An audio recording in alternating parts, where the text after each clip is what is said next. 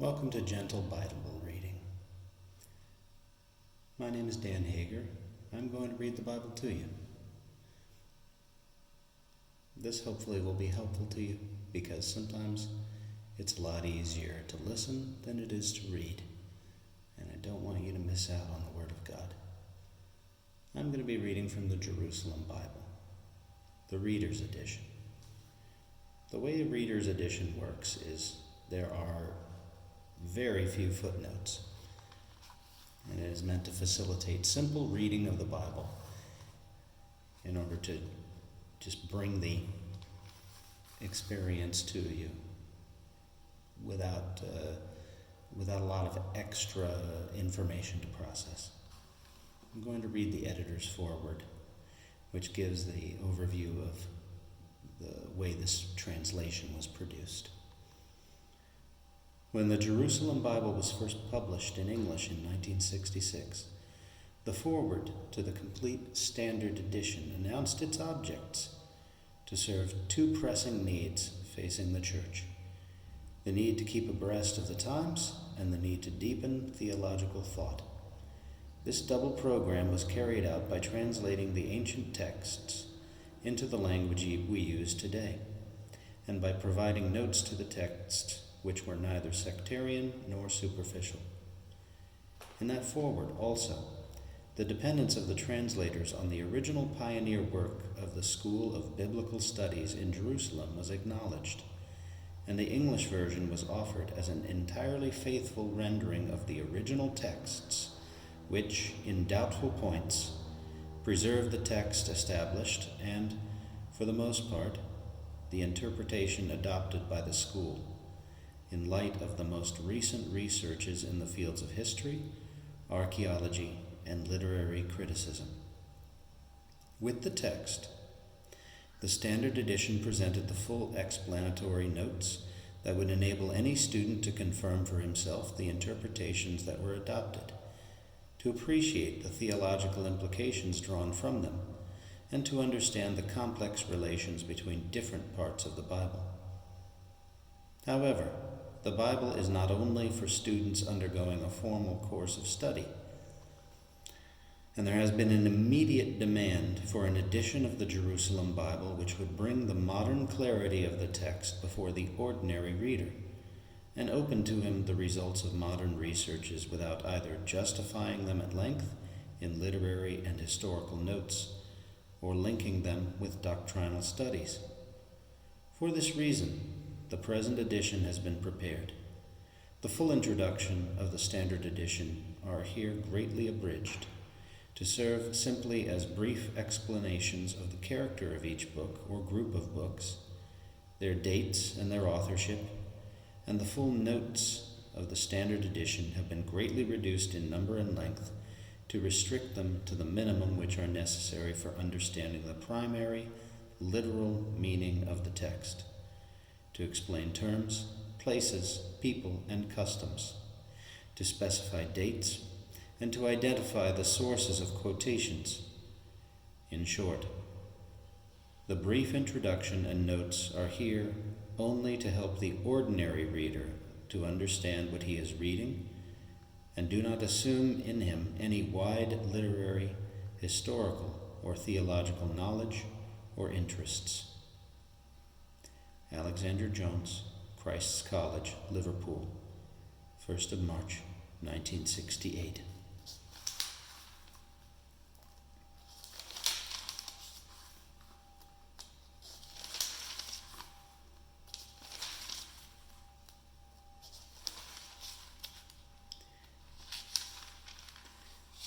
The Old Testament. Introduction to the Pentateuch. The first 5 books of the Bible make up a group which was known to the Jews as the Law, and for many centuries all 5 of the books were attributed to Moses as the sole or principal author. However, modern study of the texts has revealed a variety of styles, a lack of sequence, and such repetitions and variations in narrative that it is impossible to ascribe the whole group to a single author. 4 distinct literary traditions can be identified and found side by side in the Pentateuch. 2 of these go back to the time when Israel became a nation, a period dominated by the figure of Moses, the traditions of earlier times converging on him, and the memories of what happened under his leadership together made up the national epic. One means of distinguishing between these 2 separate strands is their use of different names for God. One employs the name Yahweh and is known as the Yahwist. The other uses Elohim and is known as the Elohist. The other 2 identifiable written traditions are later, one known as the Deuteronomic, introducing additions and revisions by Levites after the fall of the kingdom of Israel, and one, the work of editors after the exile, known as the priestly tradition. The Mosaic religion set its enduring seal on the faith and practice of the nation, and the Mosaic law remained its standard. The modifications required by changing conditions over some 7 centuries were presented as interpretations of the mind of Moses and invested themselves with his authority. Genesis sets the history of the ancestors in a background of primordial history. The early chapters visualize the situation of all mankind in the persons of Adam and Eve, and see the origins of human history as in an increasing wickedness, which brings the flood as its punishment. The repopulation of the earth starts with Noah, but our attention is directed ultimately to Abraham, father of the chosen people, to whose descendants the Holy Land was promised. Chapters 15 to 50 deal with the history of the patriarchs. The 3 books which follow have for their common framework the life of Moses. Exodus tells of the deliverance from Egyptian slavery and the covenant of Sinai. The journey through the wilderness connects the 2. There is added a list of ordinances controlling the practice of worship in desert conditions. Leviticus is taken up almost entirely with legislation for the priestly, for the ritual of Israelite religion. It can be largely attributed to the priestly tradition. Numbers resumes the account of the desert journey and the first settlement of Israelite tribes in Transjordania. Within this narrative material, there are groups of enactments supplementing the Sinaitic code or anticipating the time when the people will have settled in Canaan. Deuteronomy is a code of civil and religious laws set in 3 discourses of Moses. It ends with an account of the death of Moses and the appointment of Joshua as his successor. The history of Israel is the story of God's intervention and God's promises, and the obligation of his people to keep his law. At the same time, the Pentateuch gives a faithful picture of the origin and migrations of Israel's ancestors and their moral and religious way of life, seen through the treasured memories of character and anecdote.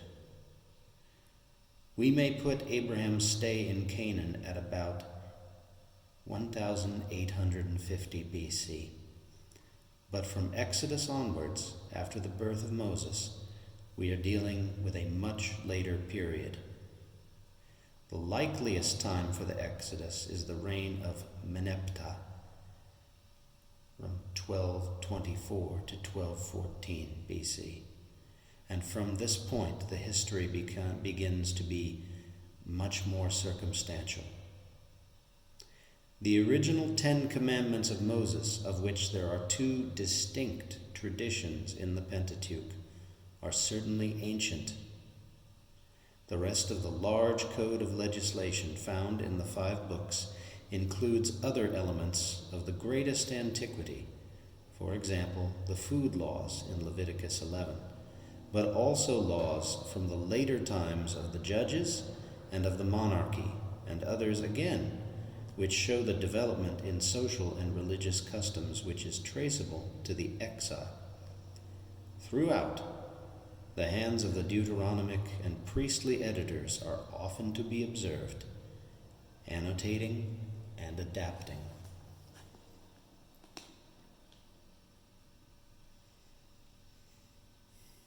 Genesis, the origin of the world and of mankind, the creation and the fall.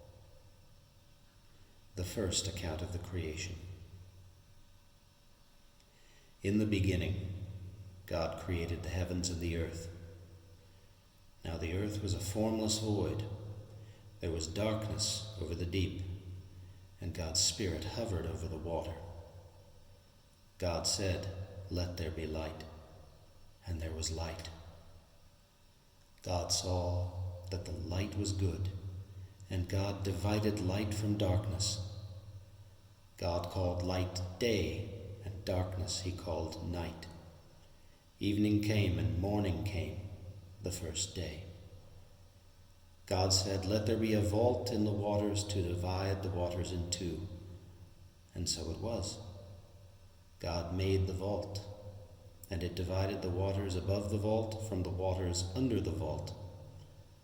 God called the vault heaven. Evening came and morning came, the second day. God said, "Let the waters under the heaven come together into a single mass, and let dry land appear." And so it was.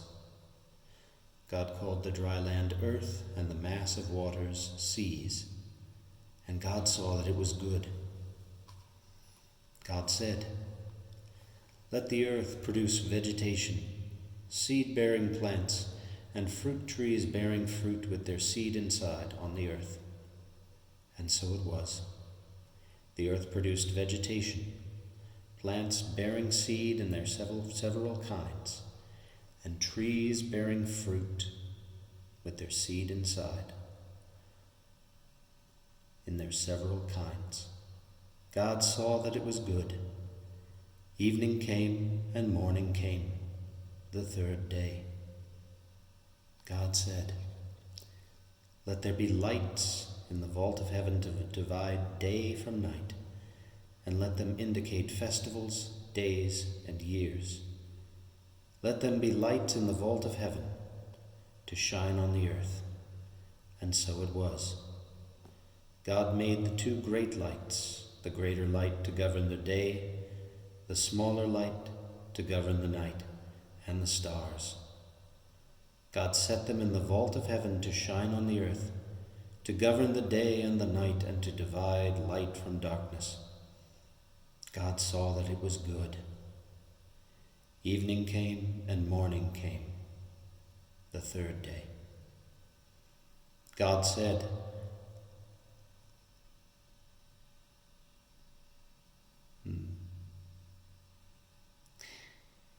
Evening came and God set them in the vault of heaven to shine on the earth, to govern the day and the night, and to divide light from darkness. God saw that it was good. Evening came and morning came, the fourth day. God said, "Let the waters teem with living creatures, and let birds fly above the earth within the vault of heaven." And so it was.